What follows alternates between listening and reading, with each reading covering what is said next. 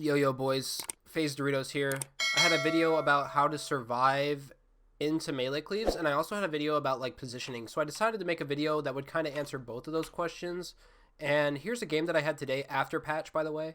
So the way you play the game is different, the amount of damage you do is different, and all that stuff. So I just wanted to show you guys what we should do as an Affliction Warlock player, how you should play, how you should manage your CDs, etc. And how you should play is based on what comp you play. Right now, we're playing LSD on ults. So this is around 2100 MMR, and we're just queuing some LSD with the boys. Actually, I don't know if I had sound muted or not there. I don't know how loud or annoying that was, but I just muted it right now. And, okay, so the grip go happens here. I get rooted. I throw a gate here. Doesn't matter how big or like small the gate is, as long as you get away from the warrior for a second. They swap meat. I was thinking about, hey, maybe I could do gate, but I already gated meat away. So meat through gate and stuff. There was nothing I could do here. He gets silence full. I try to quill. He blade storms it. Not a big deal. I press fear on DK. He doesn't kick. And I'm just in. It's actually fine to be in here because I have port. And after that, I port there. Press drain life. See the biggest thing? Look at the positioning. How the druid's like away from me and the Ellie's away from me.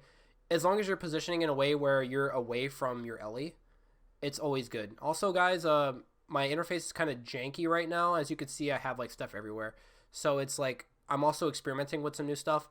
Also, I found me and my friend created a weak aura that tracks the cooldown of Soul Swap, and I could add that as well to help you guys out. If you guys check out my Discord, I can PM you guys the weak aura, and everybody can have the weak aura, and we could be on the same page, which is pretty sick.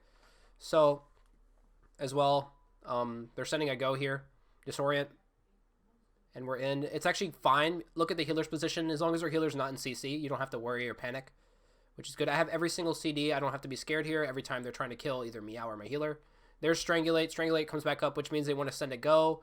As you can see, he sends a second grip and Asphyxiate into Strangulate probably. There he goes. There's Strangulate again. Half HP. We don't kick the mind games. Our healer almost dies there. That was very scary. Our healer's like half HP. He still has Iron Bark, which means he's perfectly fine. They swap to our LE. He has Rune Weapon up, and he's just doing big damage. The warrior's pumping into him. Huge fucking damage here. I'm thinking about trying to peel, and now I'm doing a lot of damage. So I'm trying to go for a drain. I was going for a triple drain, but I realized the priest was behind LOS. Warrior dies here, easy peasy. So remember, guys, as long as you have something to peel for your healer every go, you're going to be in good shape. So, like, let's look. Let's rewind, do a quick recap. So this is one of the goes where they send their damage on our healer in an Asphyxiate go. He gets pretty low, but he pre-Iron Barked the go. And I get my shit coiled because I'm a bad player, but it doesn't matter. As long as our boy has CDs to trade, you're fine, right? And remember, don't go face like that, like I just did there, unless you have port. If you have port, you don't have to be scared. Just be aware that your positioning could be bad for your healer, and let your healer not be scared.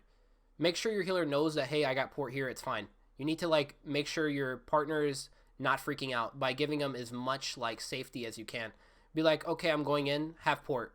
Like just, be simple with your comms and be like very descriptive. So make sure everything that you're saying is not panicky, but very descriptive and important. Only say important comms so you don't crowd comms and make it hard for your teammates to focus. That's also very important, guys. And this is a disorient go that they didn't send on their go. So if they waste their buttons, the lower CR you are, the more likely they're going to do their setups very poorly. So just remember, guys, if they're using poor CDs, just try to exploit that. Like, he doesn't have Sleet now, so he can't triple Sleet to set up a go. Knowing that next time the DK has a grip, you can properly try to peel because they're not going to have triple CC to keep you CC'd. Just remember that when you're also versing setup comps, you want to make sure your trinkets to save, not the trinket to kill. Never trinket offensively into setup comps, always defensively as an Affliction Warlock. And when you're positioning, most important thing about positioning, never stack your teammate. Very important to think about the game like that, especially into melees where they have AoE fear. If you're versing a pally, you have AoE blind, for example, that's also very annoying. Anything AoE, you don't want to stack your partner. Make sure, the last thing that I want you guys to make sure, when you're playing with an Ellie, for example, and he's a caster, right? Let's say we pull back. Let's go back here and look at our positioning. It's kind of away from him. So, like, if he was on top of me here, right, what would happen? The warrior would stack on me. He'd be able to tab target kick. The DK would be able to tag target kick. Knowing that, it would be very difficult to play the game, right? But if your Ellie is away from you, then you can do damage. You can free cast while your Ellie is getting trained, or vice versa. Let's say you're getting trained. It's very important that you do the same thing for your Ellie. You don't stand on top of them, and sometimes you might need to like reaffirm your other DPS and tell them, yo, bro, like you're on top of me, walk away from me. You know, just make sure that your other DPS is on the same page as you when you're trying to play the game. And when it comes to solo shuffle, things are going to be all over the place, so I wouldn't really worry too much about proper positioning. I would just worry about trying to play your game, trying to survive, trying to set up CC on your healer. I mean, on the enemy healer. You know what? In a future video, I'm going to talk about that too. I want to talk to you guys about like surviving in solo shuffle, how to climb rating on solo shuffle. I got up to like 2850 CR in solo shuffle. Not crazy. I'm hoping to push to like 3K soon, so I can show you guys that I can get rank 1 as Affliction on a solo shuffle. But until then, just wait for the video update, guys. I'm gonna come to you with some videos about like how to survive in solo shuffle, how to win games as Affliction, how to close a game out.